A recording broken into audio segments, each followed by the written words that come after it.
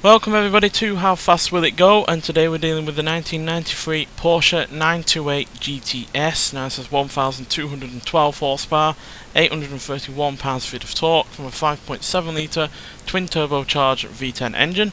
The car itself now weighs 2,994 pounds, has all-wheel drive, and it can now do 0 to 60 in 2.488 seconds and 0 to 104.898 seconds. So yeah, this is the most powerful engine you can swap into this. You could have obviously swapped a flat 6 engine into this, or a American V8, but this V10, which I think is from the Huracan, is the biggest, and not the biggest, the most powerful engine you can put into this car, which is a shame because I would have liked even more power out of this, but it's still more power and more torque than the Pagani Zonda R from the previous episode. So yeah, hopefully with this having a lot less downforce than that hypercar, then yeah, we should hopefully go faster. But it is obviously older, and yeah, certainly wasn't meant for this level of power or speed. So yeah, nonetheless, let's get out there and see what it can do.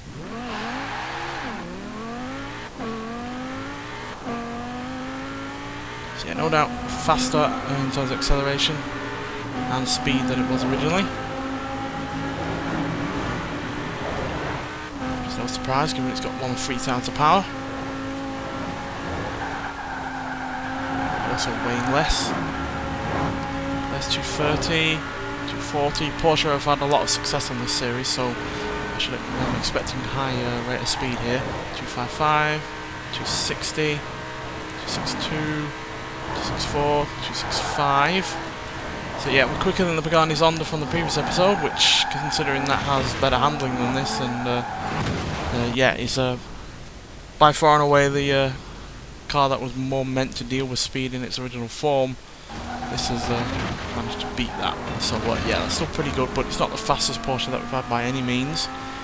Certainly is lacking a bit of torque to really push it over any further by the looks of things, but we'll continue and see if we can get any more speed out of it. Not going to on this side of the motorway, but we obviously do have the other side that we'll get round to in a second.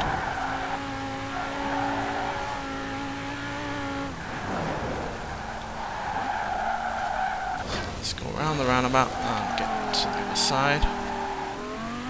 The problem with this car is that it's got much, you know, a lot more understeer up front because of the all-wheel drive and the extra power. So it's not the most agile of vehicles on this series.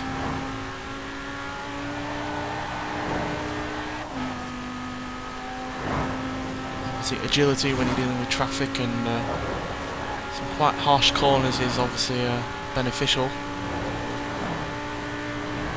Despite the Zonda R in the previous episode not having all that much power, it was quite quick to get up to 264.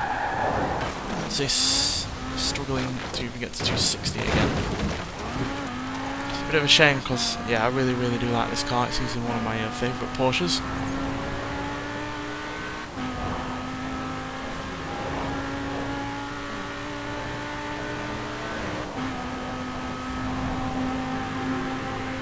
Who knows, maybe the V8 would have given this car more torque, but generally can't get much more than 1,000 out of that V8, so yeah, I'm not sure if the top speed would have been better, but it might well have been a bit more consistent, whereas this V10 with its lack of torque does struggle when conditions aren't perfect. So yeah, 265 though is still not half bad. It's far from the slowest Porsche that we've had on this series, although the brakes are pretty poor, but there we go, that's just the way it is sometimes. So yeah, 265 miles an hour means that we match the likes of a Audi RS7 Sportback, Sunbeam Tiger, Porsche Carrera GT, Ferrari 288 GTO, BMW M3 GTR.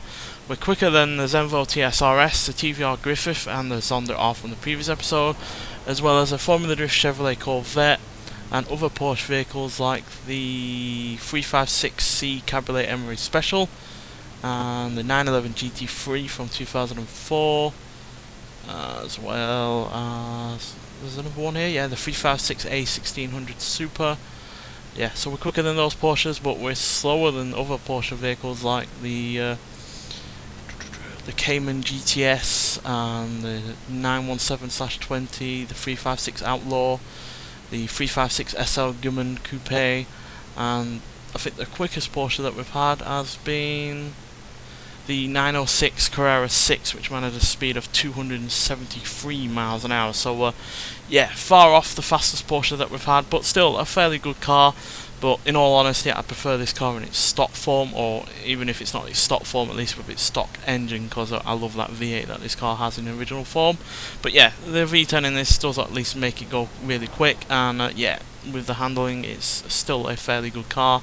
But yeah, handling wise could be a lot better, and yeah, like I said, we've had far better handling vehicles on this series, while also having far more consistent vehicles on this series as well. So yeah, a little bit of shame that it wasn't either of those as well, but 265 is hardly anything to moan about, and yeah, still a glorious car to own even in stock form. But nonetheless, thanks for watching, and I'll see you in the next one. Bye.